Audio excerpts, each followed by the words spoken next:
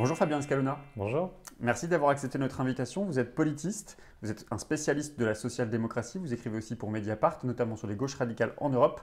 On va revenir ensemble sur les résultats du premier tour des législatives, mais d'abord, quel autre regard est-ce que vous proposez aujourd'hui? C'est un regard de chercheur, de quelqu'un qui a été formé à la science politique, à l'étude de la vie politique, des partis et des élections, et qui essaye de le traduire, de l'exprimer dans des publications qui ne sont pas strictement académiques, mais aussi dans des publications médiatiques. Effectivement, Mediapart, j'y travaille depuis janvier pour analyser la situation politique avec les présidentielles et les législatives. Et je tiens beaucoup à ce va-et-vient, à cette communication entre les milieux de la recherche, qui ont souvent des publications confidentielles, il faut bien le dire, et puis la sphère publique au sens large du terme. Alors, quel est le regard justement du chercheur en sciences politiques? Quelles sont quelle est la principale information que vous retenez justement à la lecture des résultats d'hier soir? Je crois que le principal fait, il est assez clair, c'est le raz-de-marée en marche. Alors raz-de-marée à relativiser, que ce soit en pourcentage des exprimés et encore plus en pourcentage des inscrits.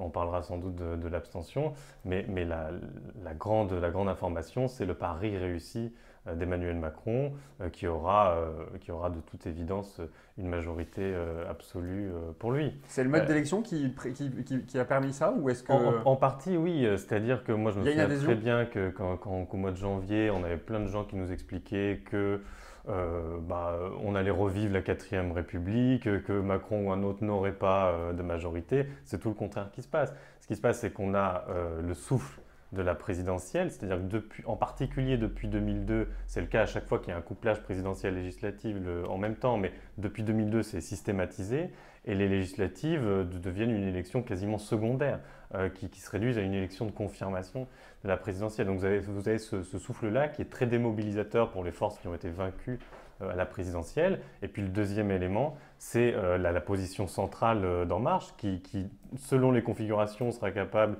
de récupérer, d'avoir des reports de voix de gauche ou d'avoir des reports de voix de droite. Et donc ça lui donne toute latitude pour avoir une majorité massive qui ne sera pas réellement représentative de la réalité politique du pays, de la pluralité qui existe dans ce pays. Oui, parce qu'en même temps, quand on regarde les scores, La République En Marche a fait 6,4 millions de voix, soit moins de voix que le Parti Socialiste en 2012 qui avait fait 7,6 millions et l'UMP 7 millions.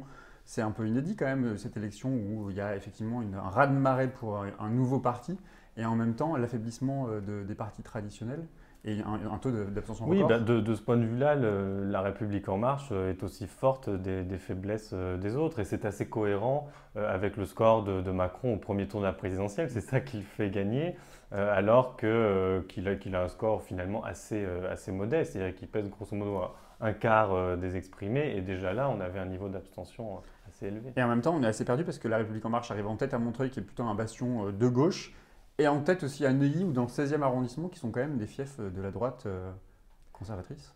Oui, alors ça c'est une information importante. D'abord, alors à gauche, c'est vrai que bon, il me semble qu'il y a quand même beaucoup de candidatures de gauche à À Montreuil, Montreuil. donc on va voir au deuxième tour. Mais de toute évidence, une autre information importante de ces élections, c'est que le cœur électoral des grands partis de gouvernement traditionnels, donc LR, ex-UMP et PS, a été atteint.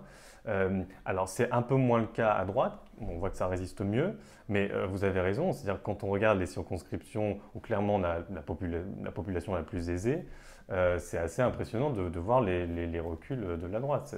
Ça paraît assez dangereux pour elle à l'avenir. Alors le Parti Socialiste, il est mort aujourd'hui?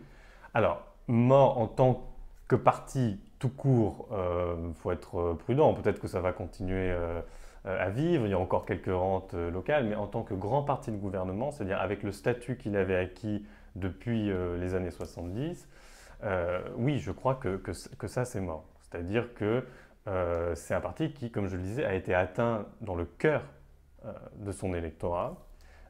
Et a priori, il n'y aura pas de retour en arrière. C'est extrêmement rare quand quand un grand parti de pouvoir subit un tel recul, un tel lâchage de la part de ses électeurs les plus fidèles.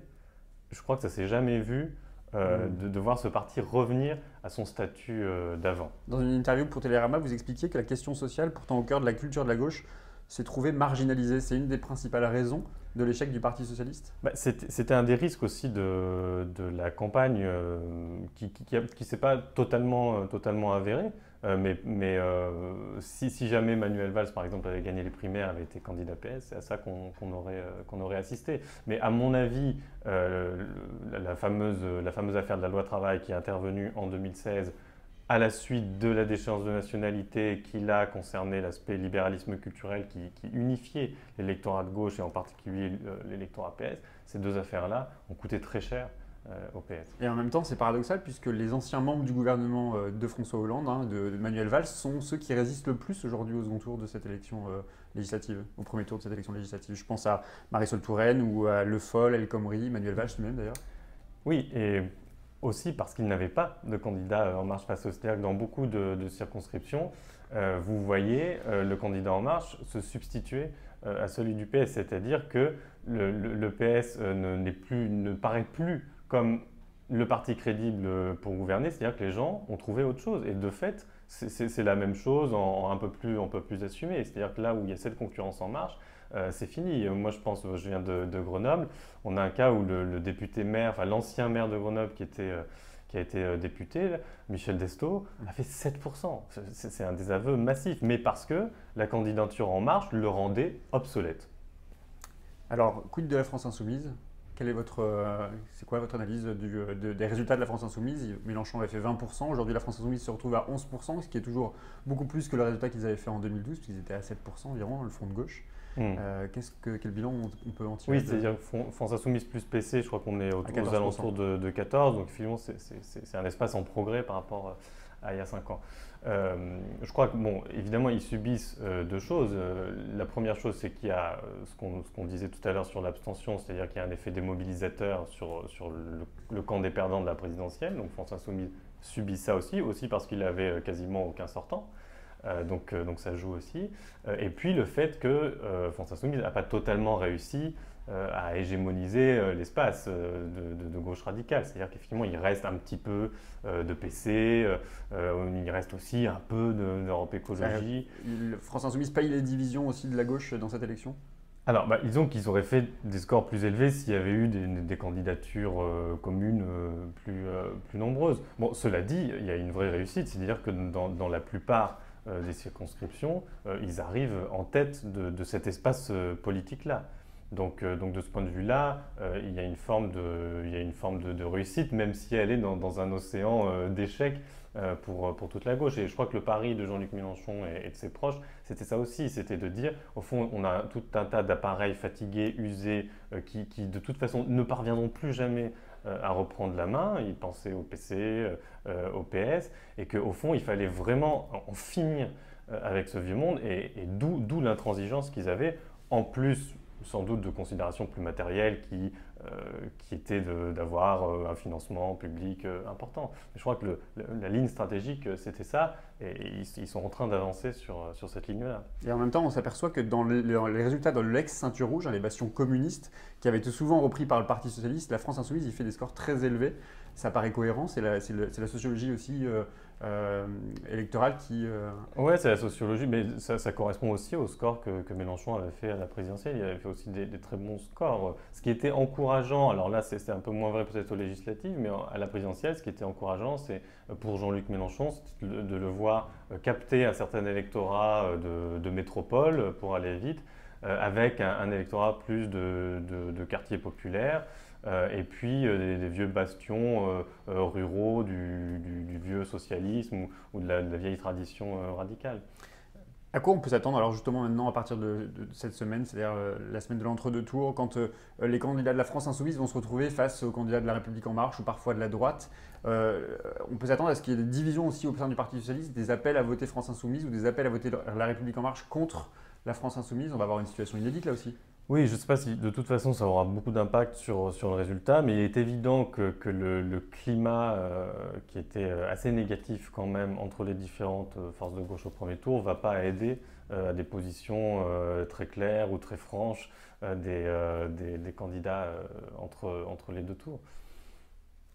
Alors, vendredi, non, pardon, avec les résultats quand on compare les résultats justement avec le Royaume-Uni, hein, je pense à Jeremy Corbyn, ceux de Mélenchon aujourd'hui, on pourrait aussi évoquer le cas de Podemos en Espagne ou même ceux de la gauche radicale en Grèce. La gauche radicale était en train de remplacer la social-démocratie en Europe. Fabien Scalona. En fait, il y a des situations contrastées selon les pays. Alors c'est le cas en Grèce où il y a eu une quasi-substitution en fait, de Syriza au PASOK. On a vu aux Pays-Bas, la social-démocratie a fait aussi 6%, donc ils se retrouvent là, cette fois-ci, derrière les Verts plus la gauche radicale. Donc effectivement, vous avez des systèmes partisans qui sont bouleversés et où bah, la force qui arrive en tête de la gauche change. Bon, alors après, ce n'est pas encore le cas dans d'autres pays qui sont dans l'Europe qui va bien, entre guillemets, en Allemagne ou en Suède, on est encore loin de ça. Et sur le cas de Corbyn, c'est intéressant parce que là, le système est tellement verrouillé, puisqu'on sait que c'est une élection majoritaire à un tour, que des forces de gauche alternatives, pour elles, c'est très très très compliqué. Mais cette fois, c'est le parti travailliste lui-même, c'est-à-dire le parti de centre-gauche, voilà, qui avait été conquis par Blair dans les années 90. C'est ce parti-là qui fait une évolution vers la gauche, qui se radicalise idéologiquement vers la gauche. Certains diront plutôt qu'il revient à ses fondamentaux. Mais je crois qu'on va avoir des mouvements assez contradictoires, c'est-à-dire des partis comme le Parti socialiste ou le PVDA aux Pays-Bas qui déclinent, qui s'effondrent, qui deviennent obsolètes, et puis des partis centre-gauche qui mutent, certains vers la gauche ou certains encore plus à droite. Alors vendredi, je recevais le syndicaliste Romain Altman. Il est l'un des initiateurs du Front social qui se réunissait ce samedi à Paris. Il vous a posé une question. Il vous demande, compte tenu de vos travaux de chercheurs, notamment sur les gauches radicales en Europe, quelles sont d'après vous les conditions du rassemblement de cette gauche-là? Alors, c'est une question difficile parce que, en fait, le rassemblement n'est pas souvent total ou large. C'est-à-dire, quand j'évoquais le cas de la Grèce, pour le coup, là, ça a été un grand mouvement derrière Syriza qui était en connexion avec les mouvements sociaux et avec toute une partie du monde intellectuel. Et en même temps, vous aviez encore le vieux parti communiste grec qui restait droit dans ses bottes, droit dans sa ligne. Donc c'est une situation assez rare. Moi, je crois que en fait, ça doit se connecter à des mouvements sociaux autonomes sur des questions précises qui permettent de coaguler des résistances. Je pense qu'il y a besoin de tels moments. Et notamment en Europe du Sud, c'est un peu ce qui s'est produit. Donc il y a besoin de tels moments et il y a besoin surtout de différentes structures. C'est-à-dire les structures partisanes en soi, c'est une chose. Et puis il faut que ces structures soient associées sans volonté hégémonique à des structures beaucoup plus lâches. Alors dans d'autres formes que ce qui était le Front populaire ou les rassemblements de l'époque, mais qui permettent de coaliser en fait, des forces autonomes sur des objectifs communs. Merci beaucoup Fabien Escalona. Demain, je recevrai Martine Billard. Elle est ancienne députée écologiste de Paris. Elle est aujourd'hui secrétaire nationale du Parti de gauche. L'occasion de revenir avec elle sur les résultats de la France insoumise et de la dynamique qui va s'engager au second tour. Vous avez une question pour elle? Ben justement, ce serait l'avis de la responsable politique sur cette question d'union des gauches au pluriel et des gauches non partidaires. C'est-à-dire que on voit bien la stratégie de la France insoumise qui appelle à rejoindre son mouvement. Mais au-delà de ça, le lien avec le monde syndical, le lien avec le monde intellectuel, comment il compte le créer ou le solidifier. Très bien, je transmettrai. Merci beaucoup. Merci à vous.